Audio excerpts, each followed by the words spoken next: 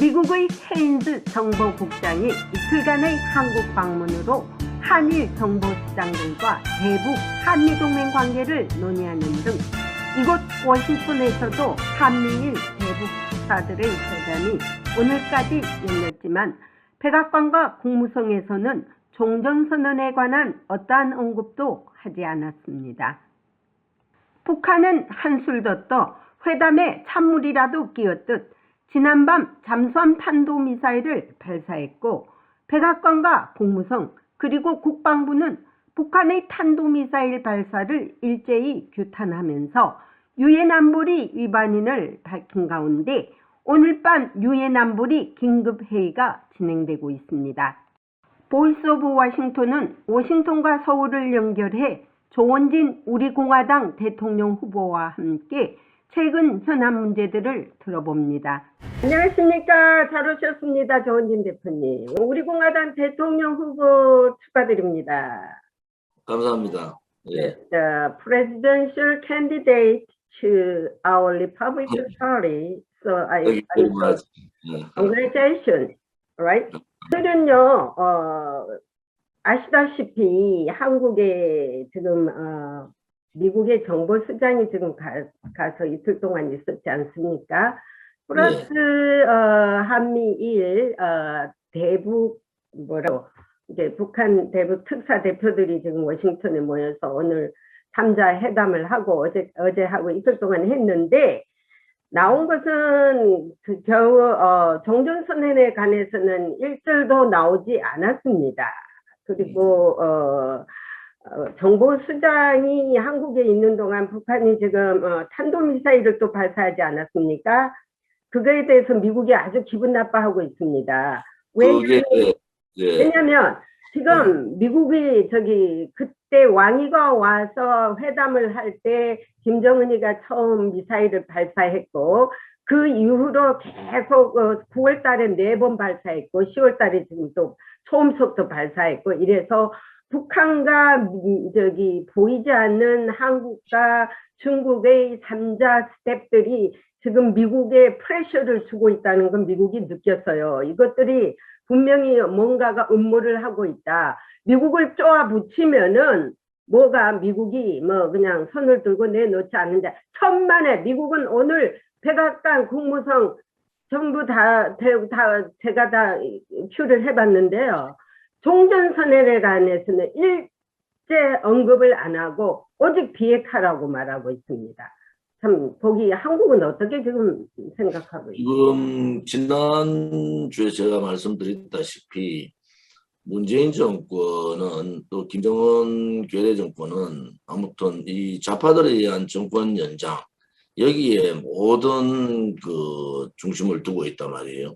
네. 지금 종전선언이라고 얘기하는 것도 아마 내년 2월 정도에 3월 9일이 대통령 선거인데 네. 2월 정도에 김정은하고 문재인의 만남 이것이 아마 중점이다 보시면 됩니다. 그래서 왕이 왔을 때 탄도미사일 쏜 거는 그것은 굉장히 계획된 거고 이번에 에브릴 헤인스죠.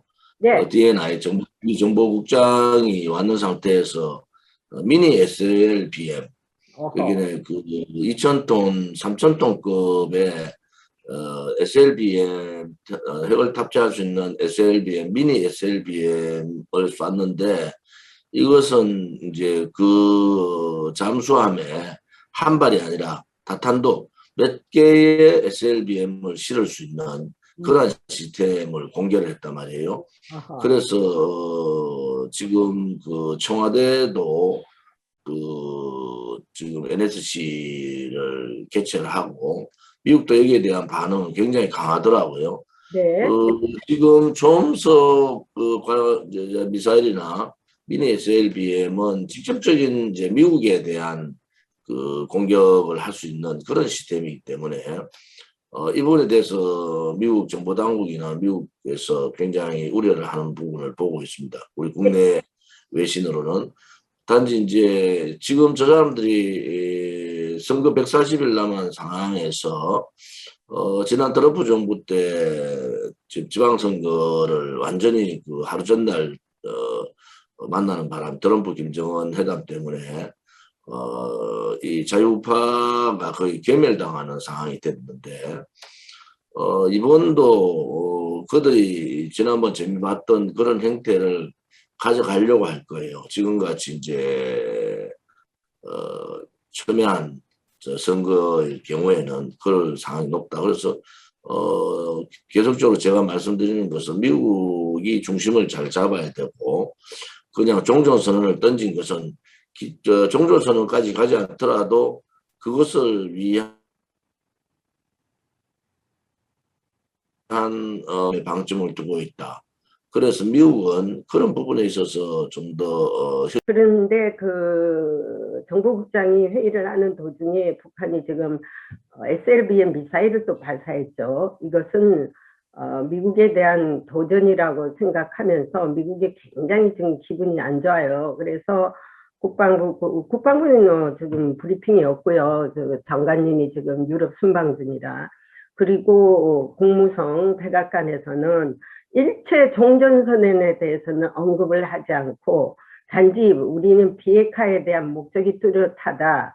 완전한 비핵화를 하겠다는 거고 비핵화 대화를 위해서 김정은이는 나와야 된다는 게 주장입니다. 그 이해는 없어요. 근데 우리 한국 대표가 노비덕이고 공항에 사는 소리가 자기는 종전선언에 대한 디테일한 회의를 하러 왔다고 거짓말 시켰거든요. 그리고 한국 국민들이 70% 이상이 75% 이상이 종전선언을 찬성한다고 거짓말을 했어요. 그는 말이 안 되죠. 그래서 오늘 국무성에서 오래된 AP통신 기자하고 저하고 얘기를 나눴는데요. 한 30년 된 기자인데 이 회담을 보고 이 기자가 저한테 이 질문을 하더라고. Are you sure that the Korean people wanted the end of the war declarations? 그래서 no, 그거는 반대다.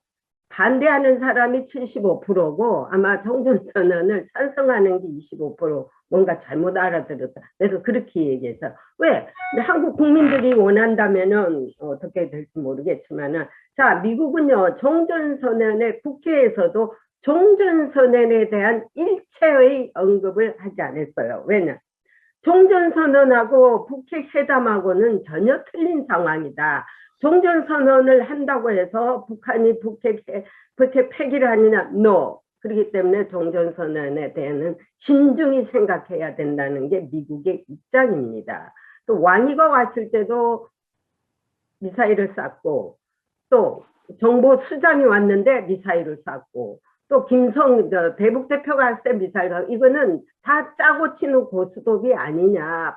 미국이 프레셔하기 위해서 중국과의 모종의 썸띵을 하고 있는 게 아니냐고 미국이 굉장히 불쾌하게 생각하거든요. 지금 한국은 어떻게 생각하고? 지금 문재인이 이 유엔 가서 종전선언 얘기를 한 것은 굉장히 기획된 발언이다. 종전선언을 얘기하면서 결국 이제 내년 3월 9일 전 대통령 선거 전에 김정은 문재인의 만남을 자기들은 원하고 있고 방점은 거기에 둬야 됩니다. 종전선언은 그냥 선언적으로 얘기를 한 건데 결국 종전선언을 하려면은 아무튼 남북 당사자들이 만나야 되지 않습니까? 그렇죠. 그거를 정상회담 소위 말하는 김정은하고의 만남을 만들어내려는 과정이다. 왜냐하면 이번에도 트럼프 김정은 만남할 때 대한민국의 지방선거 하루 전날 만났는데 지방선거 참패를 했거든요. 보수 우파가. 그래서 그러한 망상이 아직 젖어서 종전선언에 방점을 두는 것이 아니라 이 남북 간의 문재인 김정은의 만남에 방점을 두고 미국 쪽에서 좀 봐야 된다. 결국 이 사람들은 자기들의 여론이 밀리고 정권 연장을 하기 힘들다. 정권을 뺏길 것 같다 싶으면은 2월 달에 아마 한국 내의 어느 지역, 저는 제주도가 될 가능성이 높다 이래 보는데 김정은이 기습 방문할 가능성이 있어요. 그것을 위해서는 미국의 동의를 받아야 되지 않습니까? 그래서 미국 쪽에서 지금 국내적으로 갑자기 뜬금없이 전 세계에서 관심도 없는 종전선언을 얘기하고 결국 종전선언을 얘기하면서 그 카드는 김정은하고 문재인이 대통령 선거에 이용하겠다. 그런 거 아니겠습니까? 그래서 그런 부분에 대해서 굉장히 예의주시해야 된다는 거. 또 에브릴 헤인스 D&I 미국 정보국장이 한국에 왔다가 이제 갔고 우리 공화당에서도 대사관 앞에서 시위를 했어요. 그것은 뭐 다른 게 아니고 한미동맹을 강화해야 된다. 그다음에 거짓 종전선언 안 된다. 뭐 이런 입장을 저희들이 밝혔는데 문제는 지금 그 SLBM 어제 SLBM 미니 SLBM을 발사를 했단 말이에요. 네. 그것은 지금 한반도나 일본뿐만이 아니라 미국에도 직접적인 영향이 있는 그런 상황이고 미니 SLBM이라는 것은 지금까지 SLBM을 뭐 2,000톤급의 그 한 대 정도 설치하는 것이 미니 SLBM도 여러 대를 설치할 수 있다는 거예요. 그래서 북한은 아무튼 핵 보유국으로 지금 어느 정도 단계에 들어갔고 또 그것을 소량화, 경량화시키고 또 무게를 줄이면서 속도를 높이고 기능을 높이는 이 작업들을 지금 계속 하고 있단 말이에요. 그런데도 아직 문재인이 좌파 정권이 그런 데 대한 대응보다는 뭐 지금도 국민들을 속이는 거 아니겠습니까? 네. 그래서 제가 얘기하는 것은 이제 뭐 내일 당장 광화문에 김정은이 오더라도 이거는 거짓평화 쇼다. 제가 그렇게 발표를 했어요. 이제 국민들 속으면 안 된다. 또 이걸 국내 정치에 반드시 이용할 겁니다.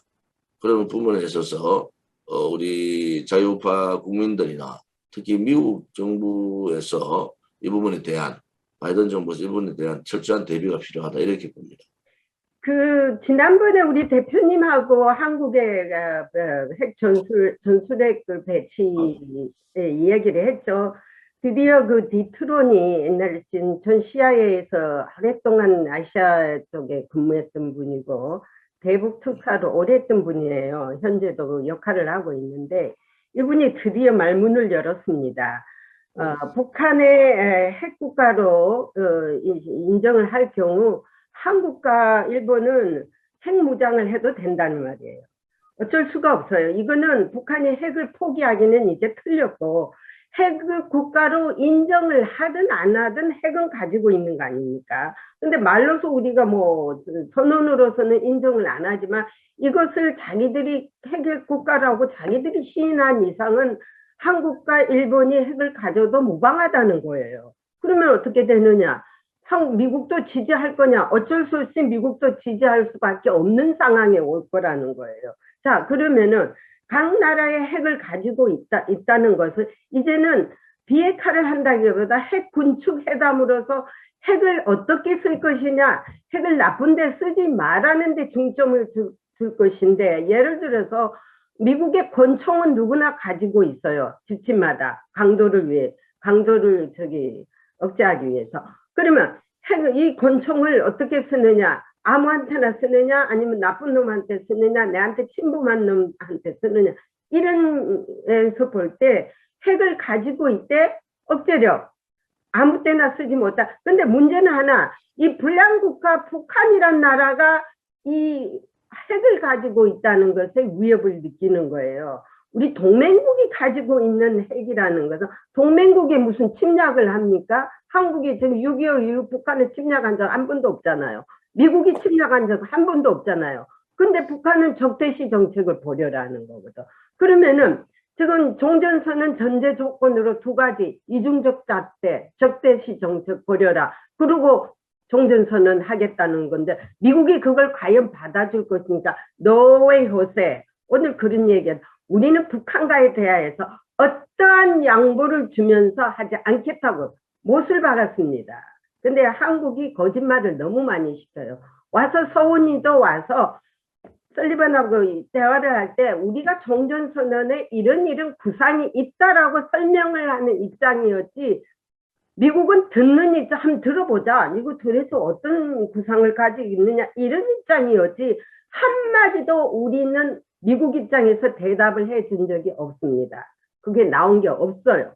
자, 그걸 가지고 한국은 지금 특파원들 모아놓고 거짓말 시키고 한국 가서 마치 막 미국이 아주 대단하게 무엇을 해준 것처럼 노웨이. 아직도 미국은 종전선언에 대해서 한마디도 말하고 있지 않습니다.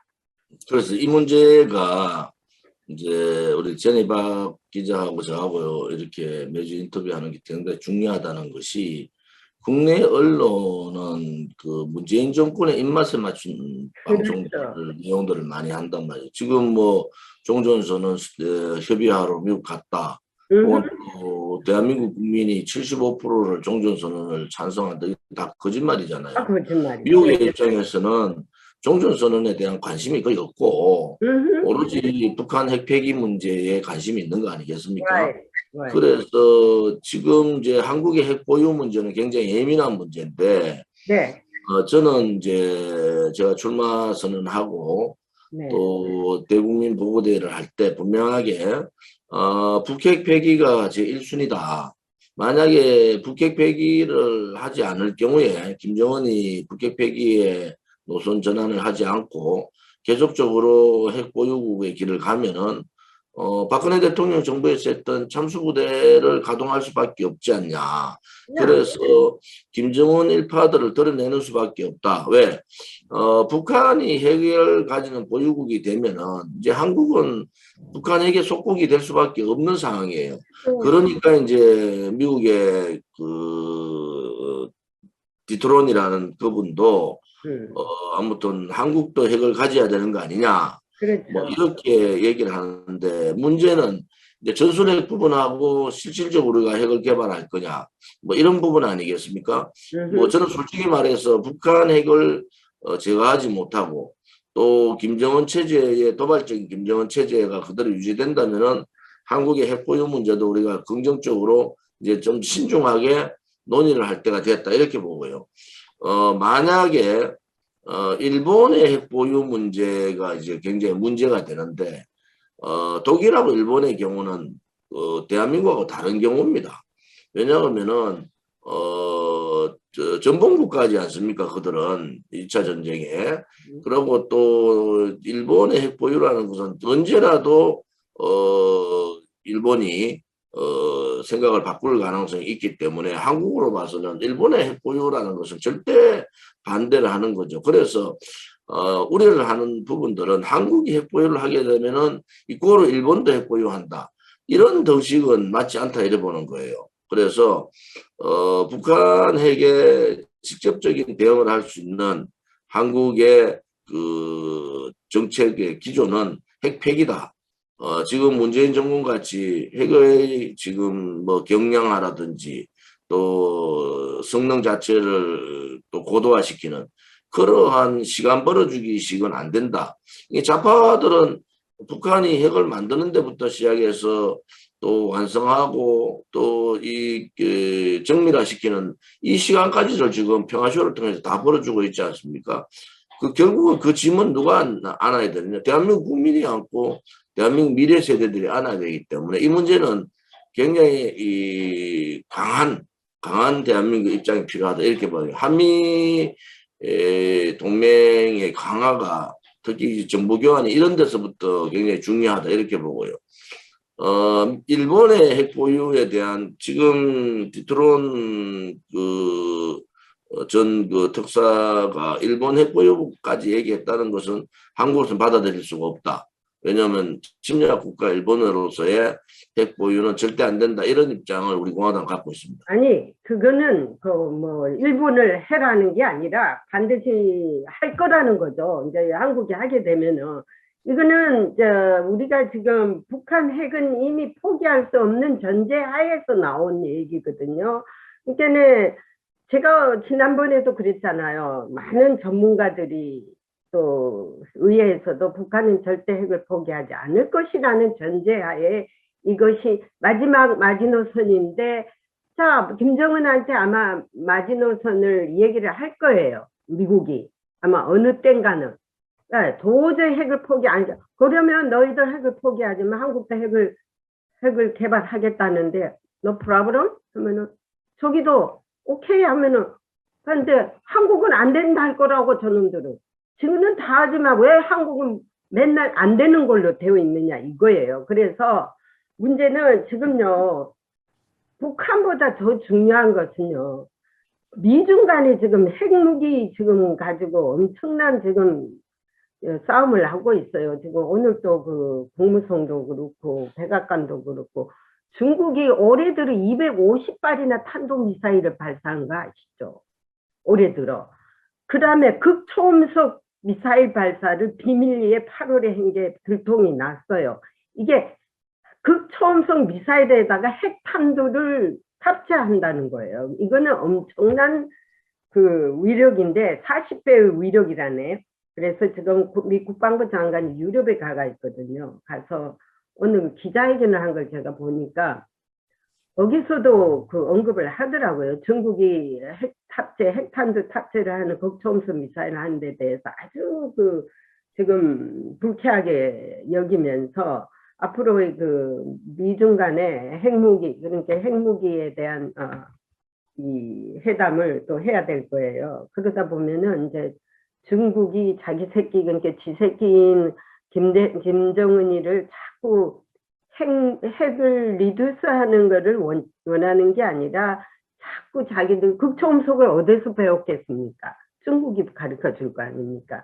그 자기 새끼를 자꾸 이렇게 키우는데 우리 동맹, 미국의 동맹은 한국 보고 핵 개발을 하지 마라 할 이유가 없는 거예요. 솔직히 말하면. 지금 이제 이 핵 보유 문제라든지 결국은 이제 원전 폐기 문제가 일부에서 의심을 했던 한국의 핵 개발을 근본적으로 차단해 버릴 수 있는, 왜냐하면 뭐 원전에 대한 연구를 하고 또 거기에 대한 교수라든지 학생들이 없으면은 이 성장 자체가 원전에 대한 성장이 멈추는데, 원전이 대한민국이 전 세계적으로 원전 건설을 잘 하다시피 6개월 정도만 하면 대한민국 핵 개발할 수 있다, 이런 입장들이 많이 나와 있는데, 우리가 우려하는 것은 혹은 미국에 의해서 중국 견제 카드로 한국이 핵 보유라는 그런 이용을 당해서는 안 된다. 저는 그래 보는 사람이에요. 단지 우리가 자생적으로 북한의 핵에 대비하기 위해서, 혹은 중국의 핵이라는 것은 뭐 만발 가지고 있으나 한 발 가지고 있으나 그 위력은 똑같은 거 아니겠습니까? 그렇죠. 그런 부분에 있어서는 우리 자주 국방이나 자위, 소위 말하는 스스로 지키기 위한 우리 국민들이나 우리 재산을 지키기 위한 방어수단으로는 우리가 이제는 생각할 때가 됐다, 이래 보지만은, 그것이 만약에 일본의 핵보유까지 같이 가야 되는 상황이다, 그러면 우리가 굉장히 신중하게 발걸음을 떼야 된다, 뭐 이런 입장을 저희들은 갖고 근데 이제 있습니다. 오늘 또 국무성에 그 3자들 회담을 하고 바로 내가 받았어요. 지금 한국에 나갔는지 모르겠는데, 여기서도 보면은 종전선언 하나 없고 어떤 대학을 오갔느냐면은, 내가 그 저기 뭐야 그 공동 무슨 망 있잖아요. 물류 대란 지금 막 일어나고 있다. 공급망에 대한 이야기, 기술에 대한 이야기, 그리고 북한의 완전 핵폐기에 대한 공동 협력하자는 거. 그 외에는 무슨 종전선언을 하는 건 일체 논하지를 않고 아주 간단하게 이렇게 보내왔더라고요.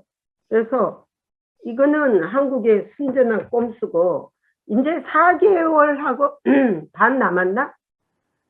그 안에 무슨 일이 일어나겠습니까? 북한이 뭐 완전 핵포기를 할 것입니까? 아니죠. 쇼만 남은 거예요, 쇼만. 쇼만 남았기 때문에 미국이, 제가 오늘 또 그 얘기했어요. 공소에 들어가서 기자들한테. 미국이 지금 다른 거에 중심을 두지 말고 내년에 한국 대선에 어느 대통령이 돼서 미국과 같이 갈 것이냐, 여기에다 초점을 좀 맞춰줬으면 좋겠다라고 했습니다. 자, 지금은 아무튼 미국에서 지금 물류 대란의 문제라든지 또 에너지값 인상 문제, 또 현재 이런 부분들이 굉장히 불안한 상황인데, 사실은 천연가스의 러시아의 천연가스라든지 또 미국의 셀 혹은 미국의 원유 보유의 부분들을 지금 묶어두고 쉽게 말하면 그렇게까지 심각한 상황은 아니다. 이렇게 보지만 한국으로 봐서는 지금 그 기름값 상승에 따라서 원유값 상승에 따라서 굉장히 어려운 상황을 대비해야 되는 그런 입장이기도 합니다. 지금 현재 이러한 국내외적인 경제적인 문제들이 대두하고 있는데 뭐 딴 나라 얘기하듯이 종전선언이나 얘기하고 있어서 되겠습니까? 그것은 결국은 왜 저렇게 하느냐? 저 사람들이 바보라서 저런 게 아니고 결국은 핵심은 이번 대통령 선거에서 북한 김정은과의 한국 내에서의 만남을 통해서 이번 선거를 북풍으로 이용하겠다는 그것이 명확하다는 거죠. 그래서 미국 정부 바이든 정부에서도 특히 정보공개기관이나 이런 여러 가지 그 대북 협상 창구에서 이 문제만큼은 철저하게 인식을 하고 가야 된다. 지난번 지방선거 트럼프하고 김정은 하루 전날 만나서 얼마나 이 사람들이 이용해 먹었습니까? 맞습니다. 그래서 이 좌파 정권이 사회주의 정권이 다시 정권 연장을 해서는 안 된다는 미국의 확고부동한 생각이 필요하고 다음 대한민국 대통령은 자유파 쪽에서 나와야 되고 그것도 한미동맹을 굉장히 중요시하는 그러한 대통령이 나와야 된다는 그것이 한미동맹 강화에도 좋고 동북아의 안정에도 좋고 모든 부분에 필요한 사항이다. 이런 인식들이 굉장히 이제 좀 가져야 된다. 느닷없이 뭐 김정은 혹은 문재인이 뭐라 뭐 와서 뭐 미국에 좋은 소리를 하고 뭐 투자 얘기를 해잡고 또 뭐 북한에 대해서 전혀 북한 평화쇼를 떠들어 저는 이제 더 이상 속으면 안 된다 이렇게 봅니다 저는. 지금은 이제 오늘 밤도 그 유엔 안보리에서 지금 결의를 하고 있는데 탄도미사일 오늘 SLBM, 미니 SLBM의 문제에 대해서 아마 유엔 안보리가 바로 열릴 거예요. 그렇죠? 지금 하고 있습니다. 지금 어떤 결론이 날지 있다고 내가 지켜보겠는데 그리고 이제 아마 그 우리 DNI 그분이 해리스가 아주 머리가 아주 영리해요. 오랫동안 했는데 나도 좀 아는데 이 여자가 왜 갔느냐도 아주 중요한 그 모티베이션이 있는데 여러 가지 정황을 파악을 하러 간 거예요. 과연 이 사람들한테 속고 있다는 건 미국도 알 거예요. 알기 때문에 그게 눈으로 확실히 보고 하는데 마치 김정은이가 또 SLBM을 쐈으니 이제는 도리가 없다라고 아마 하고 왔을 거예요. 이제 나중에 들어봐야 될 일이 있을 거예요. 그 다음에 이제 다음 페이지로 넘어가서 어저께 제가 그 한국에 처음으로 이재명이 국정감사 그거를 제가 지켜봤습니다. 그거 보고 너무 한심해갖고 이건 애들 장난도 아니고 받는 태도도 없고 좌우지간 이재명이는 세 가지 딱 포인트가 있더구만요. 처음에 정치인으로서의 퀄리파이드가 대통령 퀄리파이드가 안 되는 게 넘버 원이 경제사범이에요. 경제 문제, 크리미널. 넘버 투, 여자 문제 굉장히 조심해야 될 거. 여자 문제 있고 뭐 김부선인가 그것도 있고. 넘버 쓰리, 국제적 마피아에 같이 가담이 되어 있어요. 이거는 미국도 굉장히 걱정합니다. 미국이 한국과 공조해가지고 국제 마피아를 소탕하는 작전을 해야 되는데 아니 만약에 대통령이 당선돼 대통령이 마피아의 멤버라고 한번 생각해 이게 제대로 공조가 되겠습니까? 마피아 안에는요 테러리스트로 같이 들어 있습니다. 그래서 미국의 그 FBI가 굉장히 두려워하는 것이 마피아 조직이에요.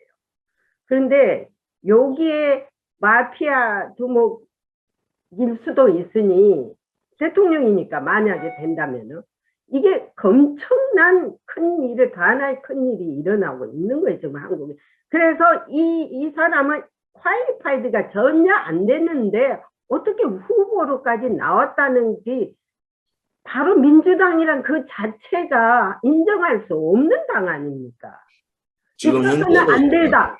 응? 지금 현재로서는 예, 박근혜 대통령에 대한 거짓 불법 탄핵 이후에 대한민국의 상식이 무너졌다 이래 보면 되는 겁니다. 실질적으로 네, 큰 범죄자들이 뭐 작은 범죄를 치른다고 해서 죄 하나 없고 뇌물 한 푼 준 적도 받은 적도 없는 대통령이 45년 구형을 받고 22년형을 받았단 말이에요. 네, 그리고 지금 4년 7개월째 감옥에 있는 이 불의스러움이 대한민국 네. 전체 사회에 그 불신과 또 양심, 기본적인 그 상식을 이제 뛰어넘는다. 그리고 이재명 지사가 뭐 알다시피 가족관계의 그 형소에 대한 그 욕설 문제라든지 지금도 계속 일어나고 있는 그 배우와의 스캔들 문제. 또 이재명 지사 주변에는 아무튼 조폭하고 연루설이 끊임없이 일어나고 있단 말이에요. 그래서 이런 부분은 정말 제가 어디에서 얘기했지만 지금 뭐 여야를 막론하고 국민의힘도 그렇고 또 더불어민주당은 이제 이재명을 뽑았잖아요.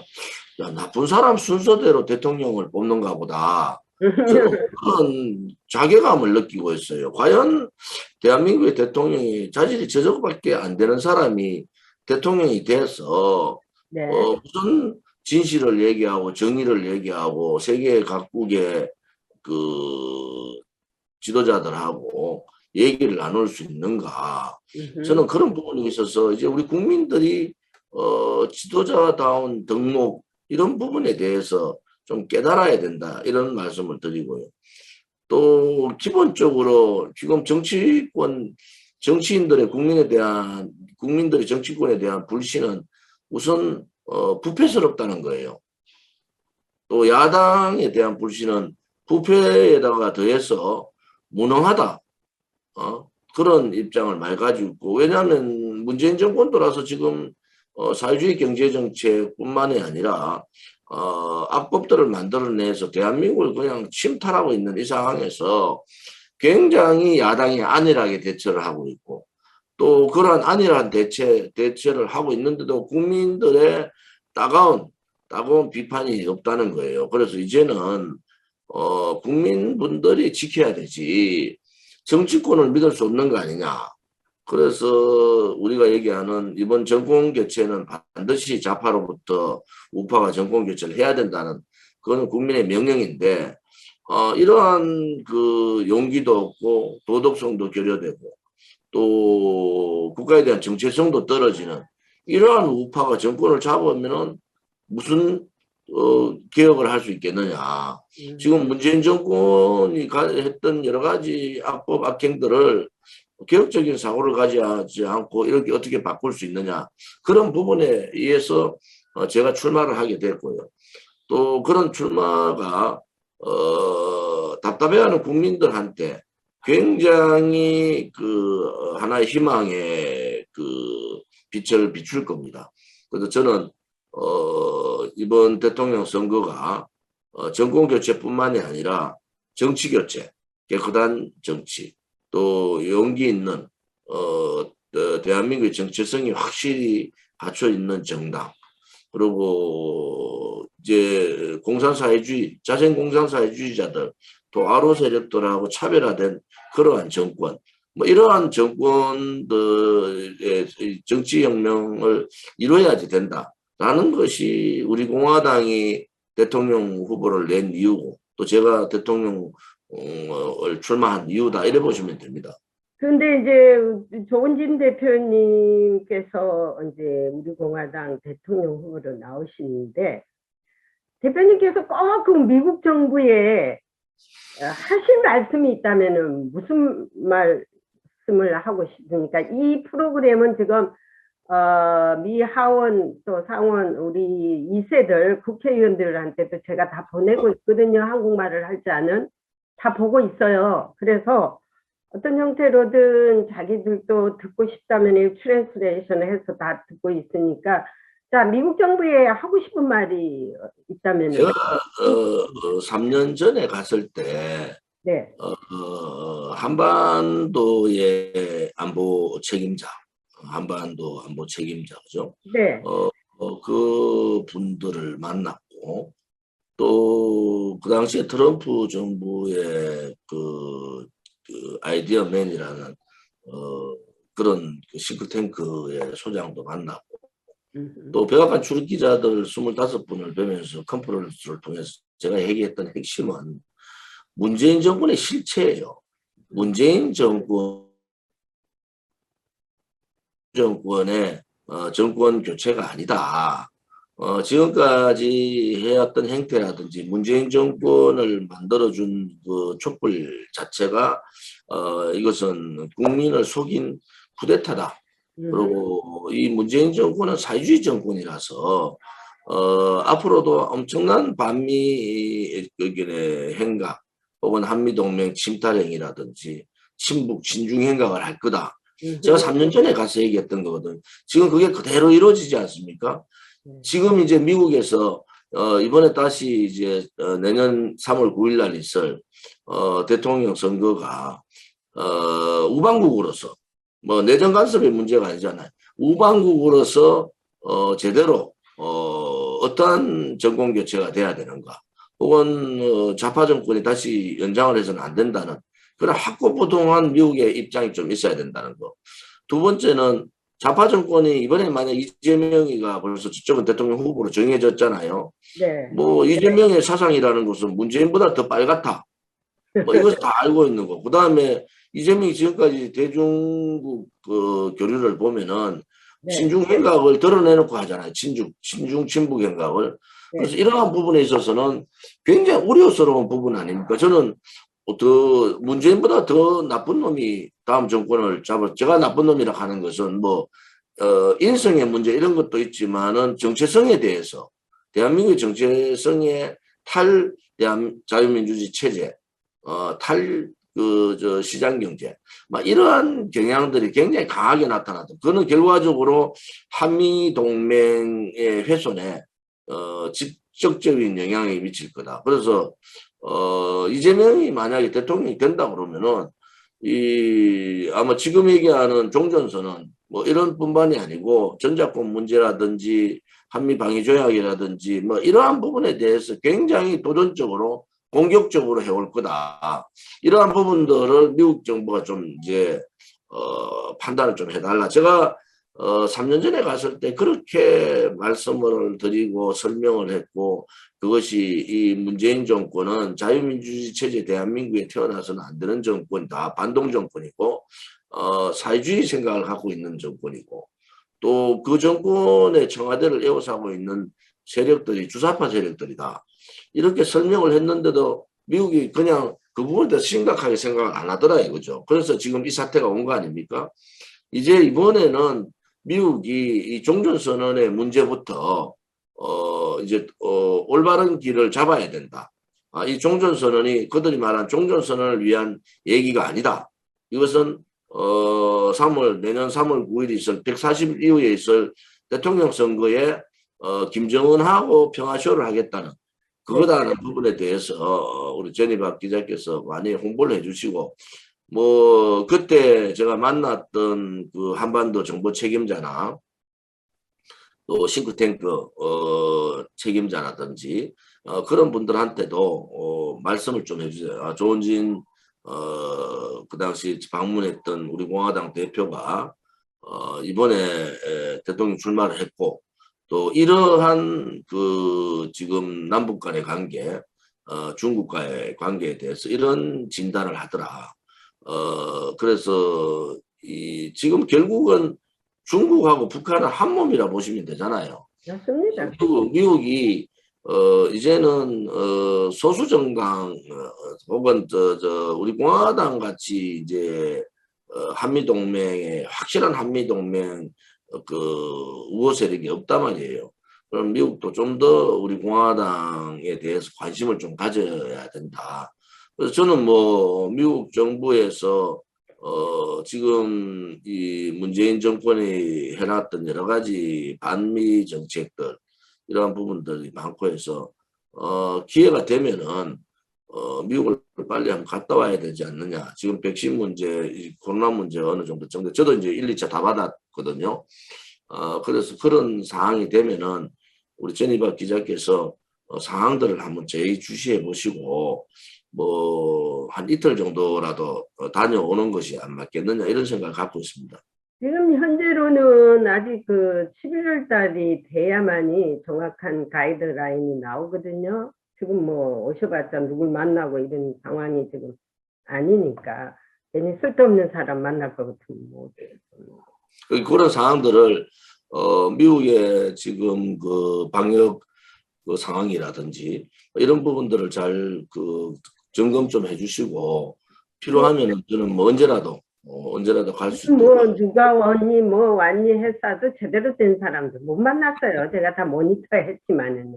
제가 가면은 제일 그 실질적인 뭐 사람들을 만나서 실질적인 대화를 할 거다. 그렇지 않으려면은 뭐 와가지고 뭐 국민의힘당도 와가지고 엉뚱한 사람도 만나고 뭐 밥이나 먹고 교포들하고 밥이나 먹고 그렇게 가려고. 지금 뭐 한반도에 한국의 상황이 거기 가서 뭐 지금요 또 그런 상황이 아니 긴박한 상황이 전개되고 있고 지금 하늘에 말이지 초음속 미사일이 쏘고 탄도 미사일이 쏘고 SLBM을 미니 SLBM을 쏘고 있는데 그 지금 한국인데도 저기 평통위원장이라는 인간은 평통위원장이 그 대통령 꼬봉이죠.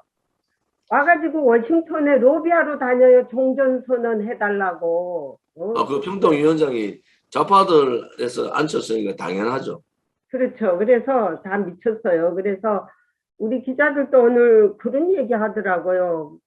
선거가 언제니? 하고 관심이 있더라고요. 모른 척 하죠. 쟤도 기가 따갑도록 해가지고 선거가 얼마 안 남았다고, 5개월도 안 남았다고, 누가 될 것 같니? 이제 묻거든요. 그러면 저는 전에 여기 오셨던 분 있잖아 하고 이제 하면 맞아 그분이 돼야 된다고 이제 조은진 대표님을 언급하고 그러거든요. 그거 걔네들도 다 알고 있어요. 이제는 워낙 미국이나 이제 일본의 상황들은 저에 대한 관심이 대단히 높고 뭐 그런 얘기를 하시는 분들이 많던데 국내 언론들이 아무튼 뭐 조은진 감추기, 우리 공화당 감추기를 하고 있잖아요. 그런데 선거라는 것은 모르는 겁니다. 선거는요, 어떠한 상황이 이 남아있는 140일 동안에 전개될지가 모르고, 지금 같이 여야 후보가, 굉장히 흠이 많은 후보일 경우에는, 굉장히 문제가 발생할 가능성이 되게 많다, 이래 보는 사람이에요. 그래서 그런 부분에 대해서도, 우리 공화당에서는 철저하게 대비를 좀 하고 있다. 이렇게. 근데 일본이 참 이상한 쪽으로 흘러가고 있어요. 그 북핵 문제에서 왜 자꾸 끼어들어가지고 북핵 회담에 자기네들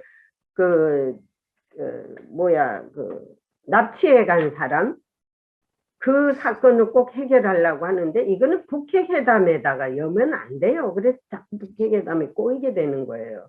그거 납치 문제는 지가 따로 해야지 자꾸 거기에 일본이 자꾸 거기에 참여하려고 한 이 사건을 자꾸 하는데 지금은 한국 정부가 친중 친북 행각을 하니까 일본이 목소리를 내는 거 아니겠습니까? 그다음에 거기다가 자기들 국내 문제까지 끼워 넣는 건데 한국 정부가 이 중국에 대한 입장, 그다음에 북한에 대한 입장을 명확하게 해야 된다. 지금 중국도 시진핑 독재 상황이 왔고, 지금 등소평이 얘기했던 그런 여러 가지 사항들을 이제 10년 단임 10년 10년 정권을 더 이상 가지 마라는 게 등소평의 그 유언인데 이러한 부분도 다 깨고 있잖아요, 시진핑이. 그래서 중국 내도 지금 굉장히 복잡합니다. 네. 그러면 한국이 이런 상황에서 제대로 잘 중심만 잡으면은 굉장히 좋은 기회가 있는데 이런 좌파 정권은 뭐 지금 그 공산사회주의의 종주국이 러시아에서 이제 중국으로 넘어가고 있는데 거기 그런 것 때문에 그런지 중국이라고 하면 맥을 못 쳐요. 또 그 북한에 대해서도 무슨 약점이 잡혔는지 맥을 못 추고 있는데 이러한 부분에 대해서도 이제 강력하게 우파의 대통령 후보라든지 우파의 지도자는 그 부분에 대해서 강력하고 확고한 신념을 가지고 대처를 해야 된다 이렇게 봅니다. 그 미친놈 같은 거 이재명이 그게 실성한 놈 같더라고요. 그 저기 보니까는. 그 그게 이제 그 요즘 대통령입니까 그게? 후보가 돼가지고 저는 그런 말을 못해요. 그런 말 하면은 또 뭐 명예훼손이라고 아니 뭐 왜 실성한 놈 같느냐면은 국정 그거 할 때는 마스크를 좀 벗고 그 사람 인상이 어떻는가도 봐야 되거든요. 사람은요 누구나 범죄인이라도 이렇게 딱 해놓고 얼굴 모양새, 눈짓, 입짓 이런 거 하는 넓이 사는 거 이걸 봐야 판단을 하는데 입을 딱 가려놓고 눈만 내놓으니까 지가 가지고 놀아요. 국민의힘당인가 뭐 지랄당. 국민의힘이 제가 이제 이재명하고 국감을 몇 번 해봤잖아요. 네. 근데 국민의힘에 아무튼 준비가 덜 돼 있다는 거. 근데 국민의힘에서 그것도 예의를 지켜야죠. 모르면은 또 답변을 하든지 침묵을 하든지 킥킥킥킥 웃고 머리는 또 왜 할아버지겠지. 나이가 제일 어립니다 후보 중에서. 난 나이가 제일 많는 줄 알았어요. 그래서 다시 그 프로필을 보니까 나이가 제일 작으신 후보 나온 데 중에서. 그죠?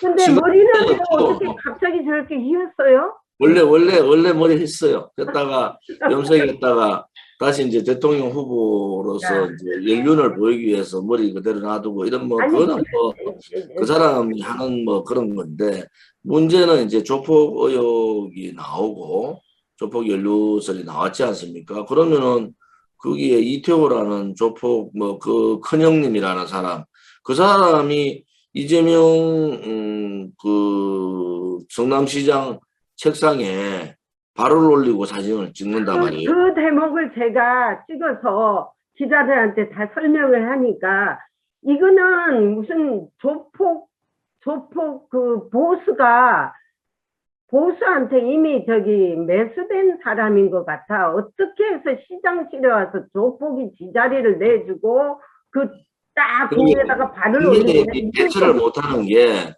이제 이런 거잖아요. 예를 들어서 뭐 자기는 시장실에 오는 누구도 같이 사진을 찍어준다. 근데 그건 누구가 조폭 두목이고 성남 국제 마피아의 조폭 두목이고 조폭들이 큰형님으로 가는 사람이고 또 그 사람이 시장실에 와서 누가 어떻게 시장 책상 위에다 다리를 올리고 사진을 찍습니까?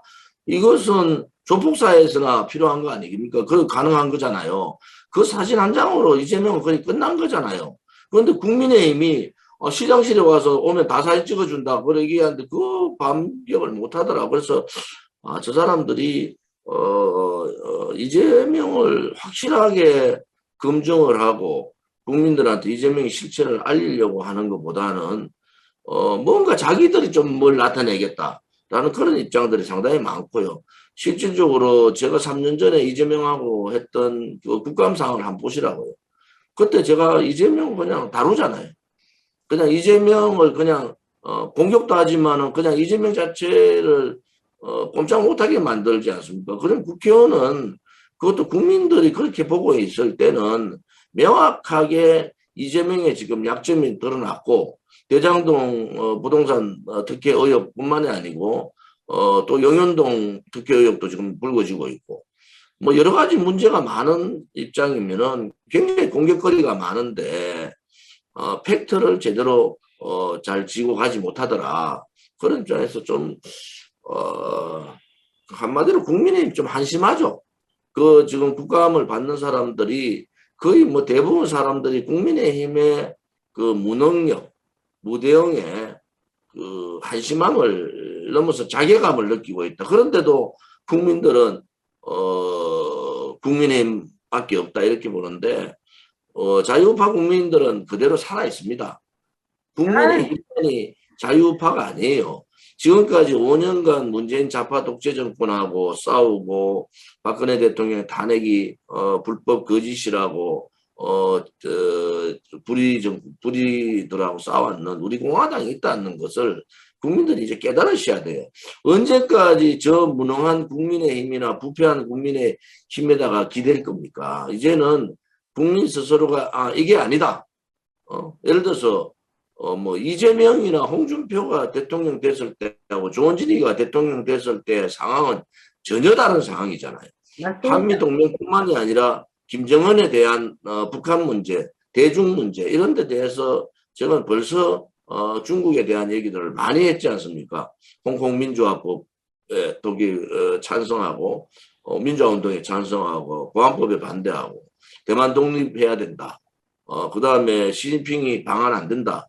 방한의 전제 조건은 6.25 남침했을 때 원조라는 개념으로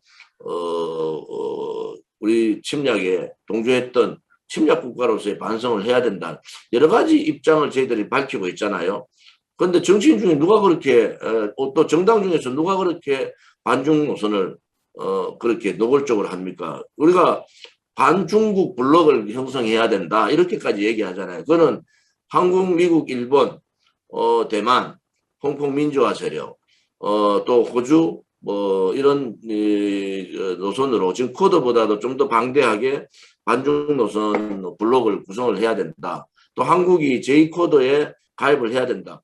이러한 분명한 입장을 우리 공화당은 밝히고 있잖아요. 어느 정당에서 이렇게 명확하게 반중 노선을 밝히고 반중국 정책에 대해서 입장을 밝히는 정당은 없습니다. 단지 제가 그렇게 밝히는 것은 중국을 잘 안다는 거예요.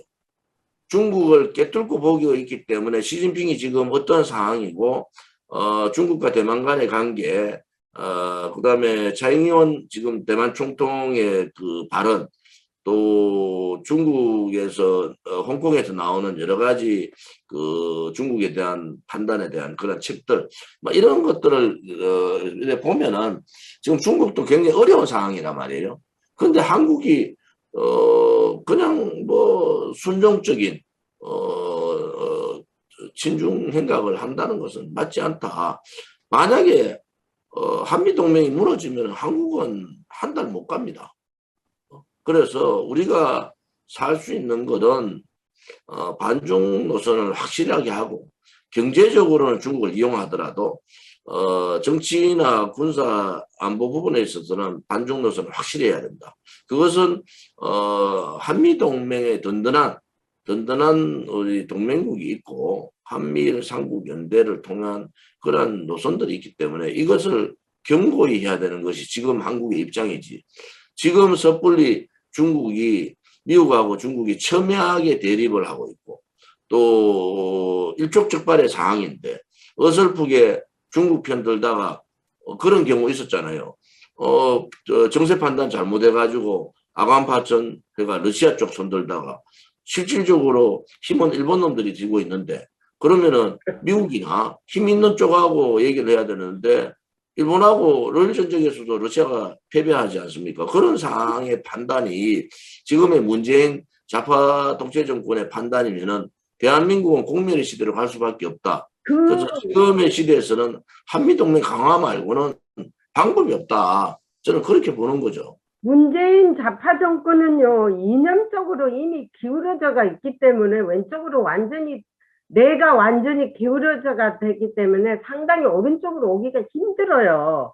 그렇기 때문에 우리가 아주 일상적으로 생각할 수 없는 그런 짓거리들을 하고 있는 거예요. 그래서 법적으로 말할 것 같으면 검찰이 이미 장악이 돼가지고 어느 한 놈 제대로 집어넣지를 않고 있잖아요. 이 대장동 사건도 그렇고. 남욱이란 사람 봐봐요. 왜 저러기 미국에 달려와가지고 갈 때는 나는 무슨 인디언이 하나 나가는 줄 알았어요. 가발을 써가지고 머리가 그냥 이렇게 해가지고 공항에서 나가는데 그 꼬라지 아니 그렇게 부끄러울 것 같으면 왜 그런 짓을 해서 머리 한번 보세요.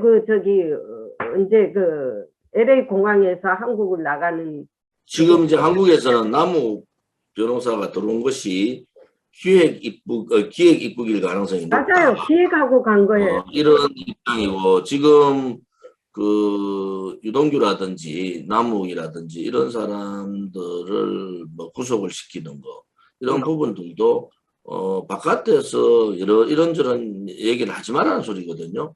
아마 남욱도 이번에 구속될 가능성이 대단히 높은데 잡아놓고 검찰의 의지라는 것이 유동규 압수수색 할 때 핸드폰 문제라든지 친정부 성향의 사람들이 이재명을 지금 수사하고 있는 대장동 의혹을 수사한다는 것. 이것은 특검 말고는 이 권력의 그 압박을 견딜 수 있는 특검 말고는 방법이 없지 않느냐. 그래서 국민의힘이 진정으로 특검을 원한다면은 의원직을 내려놓겠다는 각오를 가지고 저는 오늘이라도 국민의힘 모든 국회의원들이 단식 돌입을 하더라도 이 특검을 받아야 된다. 이번에 특검 받지 않으면은 천추의 한을 남길 가능성이 있어요. 그래서 국민의힘이 다른 사건들 같이 그냥 어정쩡하게 국민들의 여론이나 보고 이래서는 안 된다. 지금 국민들은 부글부글 끓잖아요. 이게 부동산 문제지 않습니까? 그래서 국민의힘이 제대로 좀 정신을 차려야 되는데 이제 국민들께서도 언제까지 저렇게 무능하고 부패하고 무책임하고 정체성도 결여돼 있고 좌파 독재 정권한테 투쟁하지도 못하는 국민의힘에다 기대를 할 거냐. 이제 국민들이 좀 깨우쳐 달라라는 것이 우리 공화당의 입장이고 저의 입장이라 보시면 됩니다. 네, 맞습니다. 저도 그걸 동의하고요. 비정상적인 시스템을 가진 한국을 보면은요, 솔직히 말해서 저게 내 나라에 가고 싶은 마음도 없습니다. 솔직히 말해서. 그래서 이제 그래도 대한민국 국민은 살아 있잖아요. 아무튼 정당이 부패하고 무능한 거지 대한민국 국민이 무능한 건 아니란 말이에요. 국민도 바로 볼 줄 알아야 되는데 국민들이 이제는 아마 이번 그 박근혜 대통령에 대한 거짓 탄핵의 과정을 보고 또 문재인 사회주의 정권이 돌아서 하는 행태들을 보면은 국민들은 깨쳤는데 하나 거대 야당으로 뭉쳐야 된다. 거대 정당으로 뭉쳐야 된다. 이 논리를 깨야 됩니다. 왜냐하면은요. 국민이 살아있고 자유우파 국민들이 살아있으면은 어느 정당이 어느 인물이 문재인 정권의 악행 악습을 다 뿌리 뽑을 수 있는가. 또 하나는 다시는 대한민국 땅에 붉은 친북 친중 혹은 또 주사파 뭐 자생 공산사회주의자들이 발붙이게 못하게 할 거냐. 그러한 부분을 원한다면은 국민의힘으로는 안 됩니다. 그래서 그런 분들이 이제는 독자적으로 제가 출마를 했기 때문에 아무튼 이제는 국민들의 판단이 정말 대한민국 땅은 대한민국을 만들어야 되겠다는 생각이 있으시면은 우리 공화당의 관심 또 저 조원진에 대해서 관심을 가져주셔야 된다. 그것이 후회 없는 결정이 될 거다. 저는 그걸 확신하기 때문에 5년 동안 우리가 투쟁해왔던 것을 국민들 다 보셨지 않습니까? 저에 대한 뭐 여러 가지 음해가 있지만은 뭐 제가 문재인 좌파 독재 정권하고 싸워서 재판에 지금 걸려가 있는 거지 나머지 문제 때문에 걸려 있는 게 아니지 않습니까? 그래서 선거철 되면은 또 무슨 뭐 대단한 음해들이 말도 안 되는 음해들이 나오는데 그런 데 대해서 저 추후에 흔들리지 않습니다. 자, 이제 마지막으로 이제 우리 공화당 대통령 후보이신 조원진 대표님 이제 프레지던트 캔디데이트 to our republic party 축하드리고요. 이제 일정을 소화시키느라고 상당히 에너지도 소비할 거고 또 가식도 많이 들을 각오도 하셔야 될 것 같아요. 왜냐면은 이 대통령 선거라는 것이 완전 전쟁인데 이 온몸으로 해야 되는 전쟁 아닙니까? 근데 이제 주변에 우리 대통령 후보만 혼자 잘해가지고 될 일이 아니거든요. 같이 잘해줘야 되거든요. 그러면은 우리 공화당의 직책을 가진 분들도 상당히 조심스럽게 협조하면서 잘 케어를 해 주셔야 될 것 같고 또 이거는 나를 위해서가 아니라 전체를 위해서 하는 역할 아닙니까? 또 나아가서 온 국가를 위해서 하는 것이기 때문에 우리 공화당의 책임 있는 직책 가진 분들도 상당히 언어라든지 태도라든지 이런 것도 잘해야 될 것 같습니다. 왜냐하면 한 사람 때문에 전체가 욕을 먹어요. 한 사람 때문에 대통령 후보자가 욕을 먹어요. 아무튼 제가 이제 저는 뭐 희생할 각오를 가지고 저에 대한 여러 가지 사항들 다 버리고 이제 길거리에 나왔고 대한애국당을 창당하고 또 거기를 지금 가고 있고 또 우리 공화당 한 분 한 분이 다 그렇게 애국심이나 애당심이 강합니다. 이제 표현하는 방법들이 조금 거칠고 혹은 그 서로 간에 이 문재인 좌파 독재 정권의 이 압박 그런 부분에 대해서 싸우다 보니까 조금은 이제 마음적으로 상처를 입은 분들이 많이 있습니다.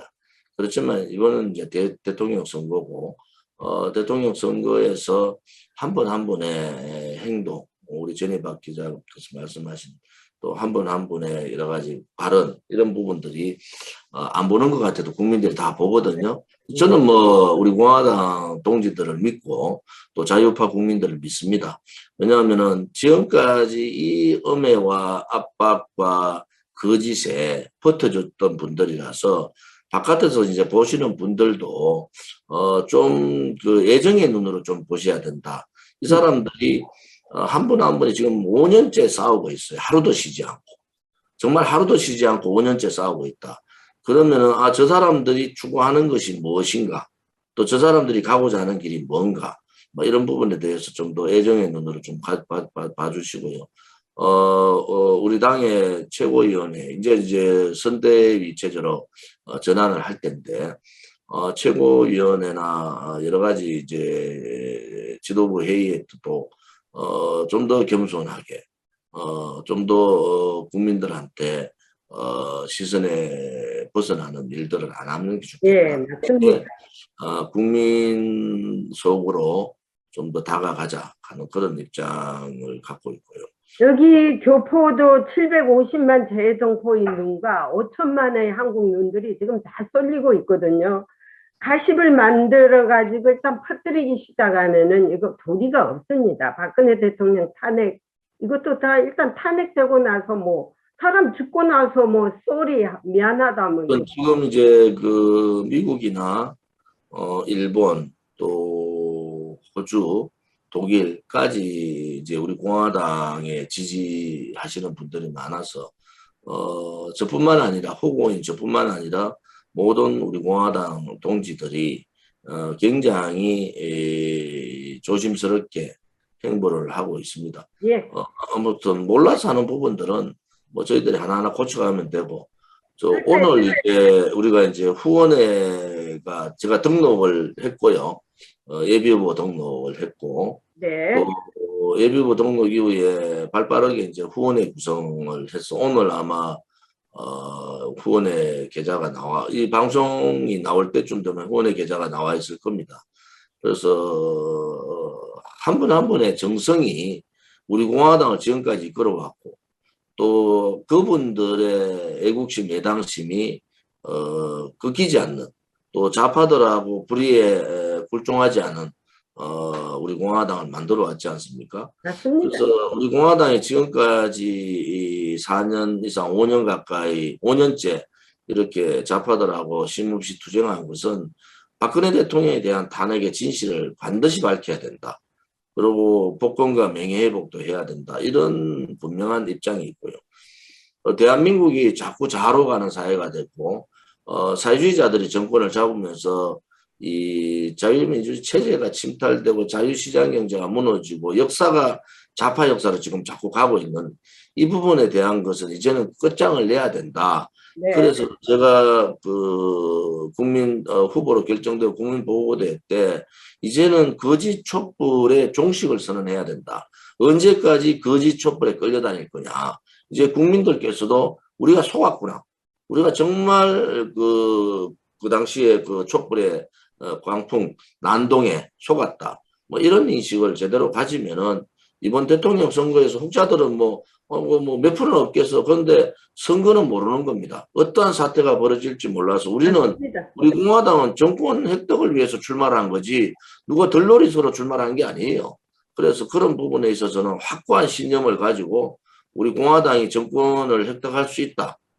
그런 신념을 가지면은 저는 반드시 이루어진다. 이렇게 보기 때문에 우리 제니박 기자께서도 요즘 엄청 바쁘신데 그래도 많은 저와 만났던 백악관 출입 기자나 정보교통 또 싱크탱크 이런 분들의 여러 가지 저의 지금 사항들을 좀 얘기해 주시고. 알고 있습니다. 저는 정말 그분들은 여전하다고 하니까 우리 조은진 대표님 하여튼 대통령만 되십시오 그러더라고요. 그 사람들이. 제가 지금 또 이제 인터뷰가 바로 또 잡혀 있어서 네. 오늘은 요만큼 해야 되겠네요. 네. 그리고 오늘은 여기까지 하고요. 화이팅 한번 하고요. 파이팅! 화이팅! 자, 승리하십시오.